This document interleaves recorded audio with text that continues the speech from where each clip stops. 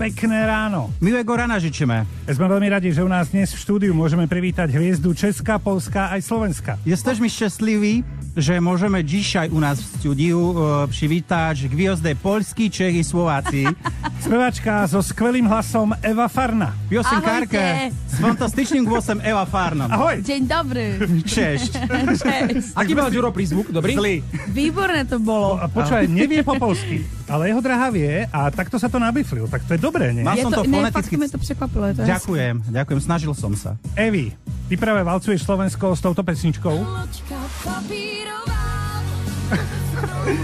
Nevidíte, ale vlastne áno, vidíte momentálne na Facebooku Rádia Express, ako Eva Farna jamí na vlastnú šupu. Asi sa jej páči tá pesnička. Z filmu Áno. Všetko alebo nič. Áno. Ako k tomu prišlo? Evita ti zavolala a ty si povedala jasné, aj zadarmo? Já jsem telefonoval nepřímo od Evity. Mně se líbí to, že je málo projektů, které spojuje právě Slovensko, Česko a Polsko. A mám malý takových příležitostí, že by se jako v jednom projektu všechny ty 3 trhy nějak snoubily. Takže máme polskou verziu, českou verziu a teďka jsem na Slovensku a tady budu hovoriť. Prostě. Nebudeš moje, nebudeš. Česku veľmi dobre poznáme, vieme aj o polskej verzii.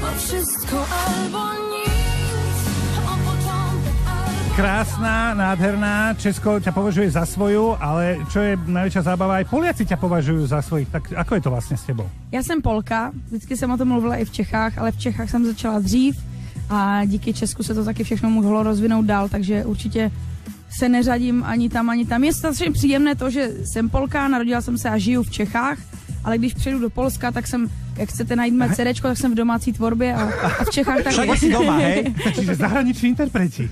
Aha, čiže tam vlastne domáci, áno. Já jsem na domácí, prostě tak. No, dala by si aj slovenskú verziu? Išla by si do nej? Všetko alebo nič. No počúvaj, máme to pripravené. Chceš to počuť, alebo radšej nie? Chci, ale nebudu to zpívat asi. Nie, nebudeš. Nechci vám hyzdiť jazyk. Počúvaj, nie. Nie, my budeme hyzdiť tvoju pieseň. Loďka papierová v prúde zas a znova rútim sa perejou za novou nádejou. Cítim pohľad na chrbte, posledný výdych, nádych, to má rub a líc.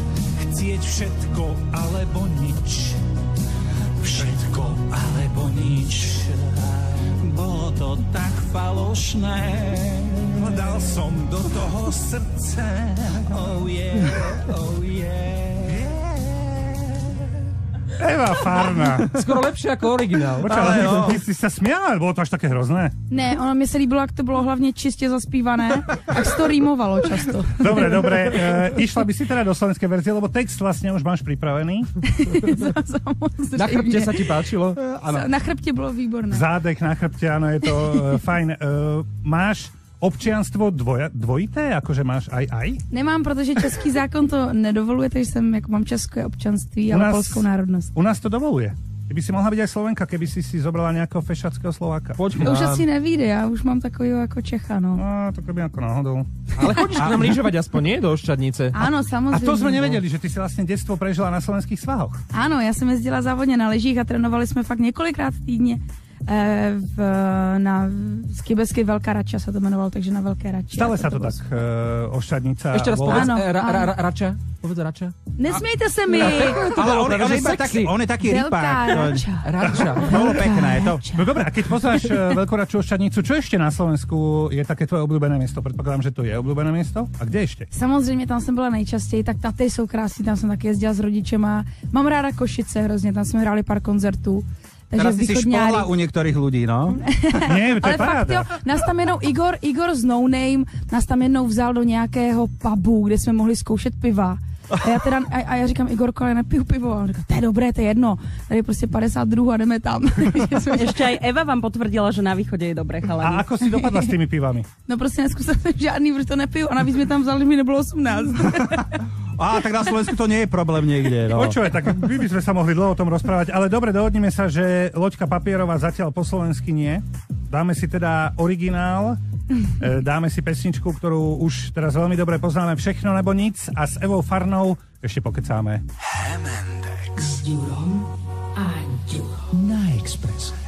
No a v štúdiu je stále s nami Eva Farná, ktorá si nás získala touto pesničkou.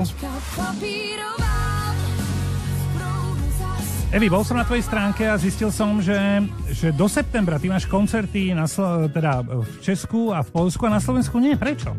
Nechceš, nie je to tak, že nechceš hrať. Mám takový teďka psí pohled. Ale jasné, že áno. To znamená, že ak sa niekto ozve, tak... Určitě. Já Čiže strašně ráda vystoupím na Slovensku. Ne, vůbec to není problém, že bych sem nechtěla jezdit, já to tady mám hrozně ráda.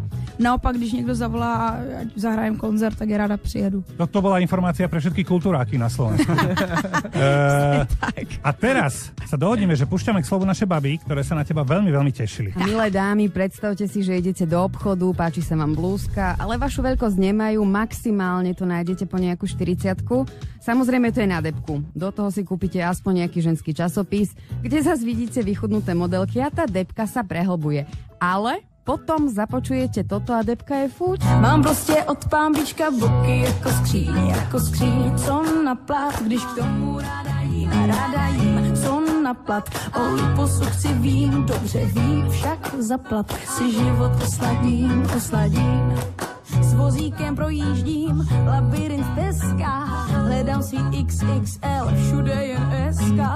A mým tyčky, samý bulimičky, zhubněte si na kost, ale já mám toho dost. No toto je jednoducho dokonalé. A ty tam spomínaš XXO, prosím ťa, však ty si maximálne M-ko. Jo, tak musí byť nadsázka trošku. A u nás na Slovensku sa zvykne hovoriť, že s dietou sa vždy začína od pondelka, áno, začnem chudnúť, ale až v pondelok. Máte niečo takéto aj v Česku? Určitě ano, ale já už jsem na diety, jako mi to přijde nesmysl. Ty si náš člověk, Eva. Přijde nesmysl, prostě buď to máte nějaký životní styl, ve kterém jedete, a ne, že máte 2 týdny prostě hladovku a pak se jenom můžete dočkat na čokoládu, protože to nemá smysl. Takže buď to životní styl, nebo ne, takový ty týdenní diety, to teda mi přijde blbost. No. Takže zmenila si životný štýl a teda začala si behať a teda papať všetko, ale šport? Ale ten sport vždycky, jak jsem říkala o těch lyžích, tak on vždycky v tom životě byl, spíš jsem se k němu vrátila nějak aktivně, protože jsem strašně líná a absolutně nemám žádnou vůli, takže potřebuju trenéra, který řekne, pojď, běžíme. A právě se plánujeme s tím manažerem, se kterým jsme ještě neběhali po Bratislavě, tak dneska večer plánujeme jako vyběhnout. No do krčmy. do podnikov. No dobré, ale prečo práve teraz ten beh? Keď si vravila, že iné športy predtým a... Jako běh, já se k tomu spíš ještě teprve dostávám, mám i normální tréninky, ale tak já začala spolupracovat s nějakou jednou sportovní značkou, takže jsme do toho tak jako spolu vešli. A to běhání je zajímavý, prostě hlavně nemáte mít žádné vymluvy, prostě musíte mít jenom boty a můžete to dělat kdekoliv. Je žádný, že potřebujete posilovnu a činky a tohle. Je príliš teplo, je zima, nepôjdem Berca behať, keď je takéto zlé počasie. No, jako jasně, no, ale teďka bohužel je posledně docela hezky. Nebude si kaziť pekné počasie behom. A vždy si ako správna bežkyňa sa dovezeš o tom čo najbližšie k miestu behania? To docela jo, no. To se musím přiznat, že docela jo. Ještě bych běhla 3 navíc, že? Ďuro s Ďurom ešte raz vymysleli také 10 správneho bežca, selfie pred každým behom. Taky, ale když už selfie, tak před a ne po. No jasné. Samozrejme. A máš zladenú farbu tenisiek a trička? To je dôležitá otázka, odpovedz prosím. Ne, tak a to samozřejmě, ale. Ne, opravdu, to je základ, to je základ. Akú farbu máš? To je dôležitá otázka, povedz všechny, Rôzne outfity na rôzne druhy behania, ale ten štart sezóny býva naozaj ťažký. A ja sa priznám, že keď nevládzem už po tej hrádzi behať, tak na chvíľu zastanem a akože sa hrám s MP3 prehrávačom, že nastavujem pesničku. Čo robíš ty, keď už nevládzeš a musíš si troška oddychnúť? Záleží, jestli tam vidím někde fotografa v křoví nebo ne. Ono, když ne, tak dělá takový tohle a když jako, tak se jakože učešu. Čiže keď tam nie si normálna. Vyberieš z kabelky pudrenku a si to tak prepudruješ. V jednom svojom videoklipe si mala aj Jardu Jagra. Áno. Keď už sme teda pri tom športe, to znamená, že ste určite kamoši. Bude teda pokračovať v NHL, alebo nevieš? No právě, že vůbec nejsme kamoši, takže nevím, co s ním bude. Ale nehraj to, prosím ťa, určite ste si ešte dnes ráno písali, že čo nové. Daj nějaké informace, on nikdy nechce povedať, vieš, tak to... On mi jenom řekl, že je strašně rád, že jsme se s tím projektem, s tím klipem trefili do období, kdy je v Čechách, protože pak je prostě 10 měsíců v Americe. Veď to. Takže asi se tam chystá pokračovat v tom. Čo ťa čaká v absolútne najbližších hodinách, nám povedz. Myslím teda dňoch. Nemusíš dnes, že teda odtiaľ to odídeš, pôjdeš autom. Ideš behať. Ideš behať. K Dunaju.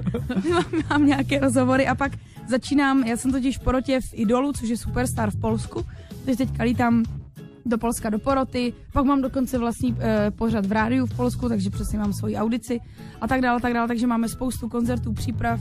A je to vlastne Nenudíš fakt sa. hodně, nenudím sa, ale ja som za to strašne vďačná. Aby sme ti pomohli, aby sme neboli na teba vlastne zlí, tak zopakujeme informáciu pre všetkých, ktorí majú veľké fotoaparáty. Eva Farna dnes bude behať podvečer po Ne, Braci... tak to nebudu.